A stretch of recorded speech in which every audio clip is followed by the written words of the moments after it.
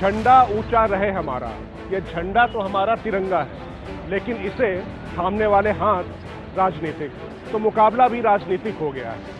और बीजेपी के राष्ट्रवाद को चुनौती देने के लिए दिल्ली के केजरीवाल सरकार ने भी उसी तरीके से भगवाधारी पार्टी की राह पकड़ ली है। दिल्ली सरकार ने अभी अपना बजट पेश किया है। इस बजट में अच्छी खासी रकम का प्रावधान पूरे प्रदेश में तिरंगा फहराने के लिए किया गया है। 500 जगह चिन्हित की जा रही हैं जहां पर तिरंगे फहराए जाएंगे। और इतना ही नहीं, तिरंगा फहराने के साथ साथ केजरीवाल ने अपने बजट को देशभक्त का बजट बता दिया है। और इसके तहत सभी स्कूलों में देशभक्त का पाठ्यक्रम भी लगाया जा रहा है।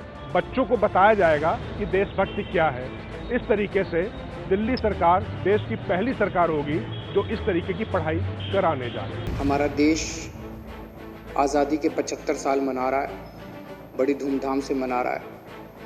और इस 75वें साल में इस बजट के ज़रिए पूरी कोशिश की गई है कि अगले 1 साल दिल्ली के कण कण के अंदर देशभक्ति की भावना होगी, हर जगह देशभक्ति की भावना होगी।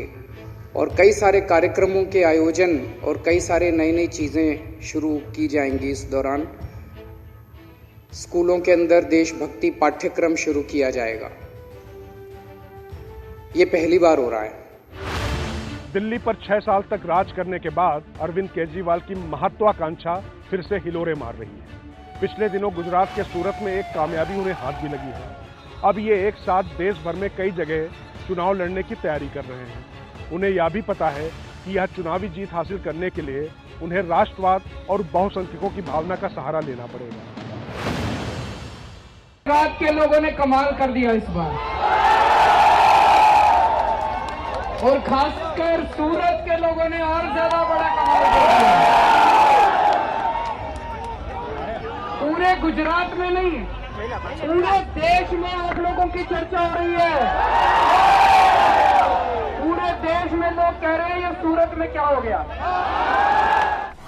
इसलिए केजरीवाल बीजेपी का राष्ट्रवाद का हथियार तो हड़पना चाहते ही, साथ ही हिंदुत्व के मोर्चे पर भी अपनी छवि ऐसी रखना चाहते हैं कि वो उसके खिलाफ न दिखाई पड़े।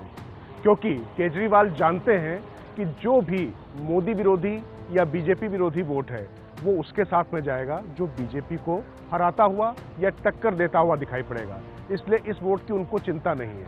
उनके निशाने पर वो वोटर है जो विकल्प तो चाहता है, लेकिन राष्ट्रवाद और हिंदुत्व के मुद्दे पर वो बीजेपी को ही मुखर और प्रखर पाता है।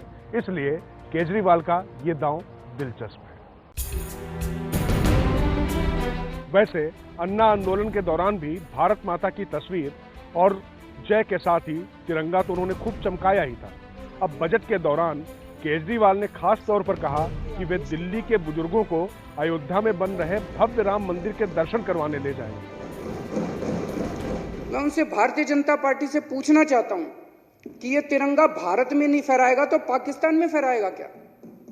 हमारे देश का तिरंगा दिल्ली में नहीं फहराएगा तो इस्लामाबाद में फहराएगा क्या? मुझे बड़ा दुख हुआ। दिल्ली चुनाव के दौरान उन्होंने बीजेपी की राम भक्त के मुकाबले अपनी हनुमान भक्ति पेश की थी। और उस समय हनुमान चालीसा का पाठ कर उन्होंने अपने आप को हनुमान भक्त साबित करने की कोशिश की थी। दिल्ली में तो उनका यह दांव कामयाब रहा था। लेकिन अब ये देखना होगा कि जनता राम मंदिर बनवाने वालों को तरजीह देती है या उनके मुफ्त दर्शन कराने वालों को।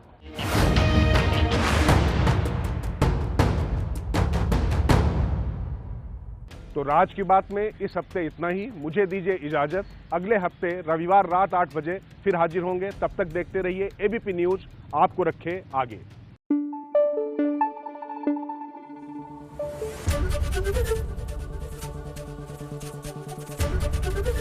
एबीपी न्यूज आपको रखे आगे।